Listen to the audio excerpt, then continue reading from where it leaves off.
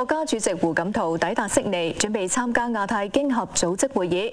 佢早前喺坎培拉接見駐外使領館嘅人員嘅時候，重申絕不容許分裂台灣。方健儀喺澳洲坎培拉報導。胡錦濤喺入住嘅酒店會見當地中國使領館人員，又同部分人握手。針對台灣嘅民進黨同埋國民黨主張就台灣加入聯合國進行公投，胡錦濤重申反對任何影響統一活動。台灣當局頑固堅持台獨分裂立場，極力推動所謂的入聯公投，以台灣的名義申請加入聯合國等台獨分裂活動，我們努力爭取和平統一的前景，但我們絕不允許任何人以任何方式把台灣從祖國分割出去。胡錦濤星期四到悉尼出席亞太經合組織會議期間，會同美國總統喬治布殊會面。相信到時會討論到台灣嘅問題。消息指中方到時會提出反對台灣舉行入聯公投。佢又提到繼續宏調，防止中國經濟過熱。嚴肅嘅議題之後，胡錦濤亦都輕鬆一下。佢披上大褸，去到坎培拉郊外一個牧場，參觀放羊同埋剪羊毛。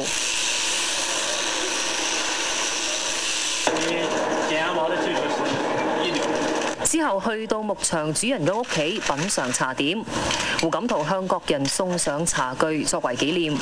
無線電視記者方健儀喺澳洲坎培拉報導。胡錦濤聽日會喺商界領袖峰會發表演說㗎。佢下晝抵達悉尼嘅時候，保安嚴密。由吳怡婷喺悉尼報導。國家主席胡錦濤嘅專機喺下晝抵達悉尼機場。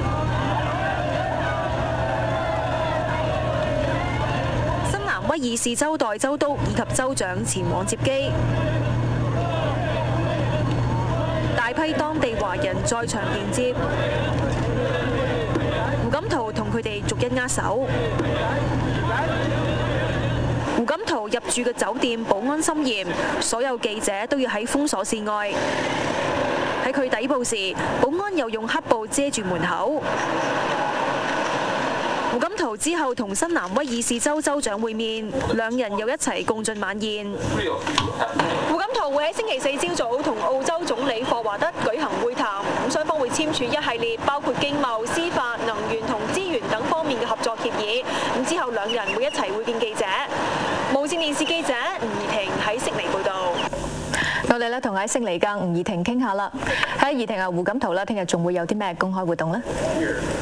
係啊，郭永琴。咁胡錦濤啦，佢除咗會同澳洲總理霍華德以及係美國總統喬治布殊會面之外，咁佢都會出席亞太經合組織會議商業峰會嘅開幕儀式，並且係發表演講㗎。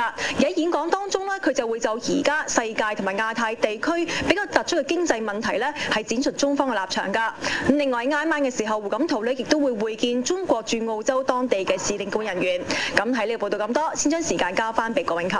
好，唔該晒，我哋而家先休息下先。